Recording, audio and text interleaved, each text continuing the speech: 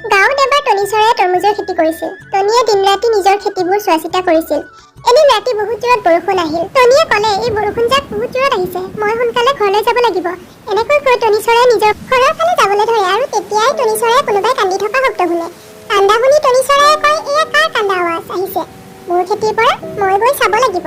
আৰু এনেকে কৈ টনিয়ে আৱাজটোৰ ফালে যায়। টনিয়ে গৈ দেখে যে এটা তৰমুজে জোৰে জোৰে কান্দি আছিলে। এইবোৰ দেখি টনি চৰাই আচৰিত হয় আৰু কয়, এইটো কেনেকুৱা তৰমুজ? এইটো কথাও ক'ব পাৰে। এনেকৈ কৈ টনি চৰাইয়ে তৰমুজটোৰ ওচৰলৈ যায় আৰু কয়, শুনা তৰমুজ, তুমি কিয় কান্দি আছা?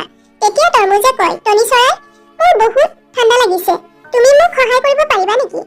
আৰু তাৰ পাছত টনি চৰাইয়ে তৰমুজটোক নিজৰ ঘৰলৈ লৈ যায় আৰু তৰমুজটোৱে টনিৰ ঘৰত আৰামছে শুই যায়। পিছদিনাখন ৰাতিপুৱা যেতিয়া তৰমুজটোৱে সাৰ পায়, তেতিয়া দেখে যে টনি চৰাইৰ ওচৰত এটা ডাঙৰ ঈগল আছিল, যিটোৱে টনি চৰাইক খাব বিচাৰিছিল। এতিয়া তৰমুজটোৱে বেছি দেৰি নকৰি ঈগলটোৰ ওপৰত জাপ মাৰি দিয়ে, যাৰ ফলত ঈগলটোৰ মৃত্যু হয়।